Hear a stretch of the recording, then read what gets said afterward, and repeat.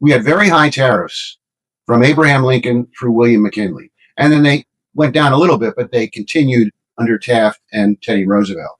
But when Woodrow Wilson came in, they brought in the Federal Reserve, they brought in the income tax, and they dramatically reduced tariffs. The federal government began to operate on a debt system. This did not exist before 1913. The federal government began to exist permanently on a system of massive indebtedness. And it began to borrow money from the private banks. Of course, the money to do that was printed by the Federal Reserve, which was unconstitutional, not part of the federal government. Money was no longer issued by the Congress and by the Treasury Department. Money was now issued by the Federal Reserve.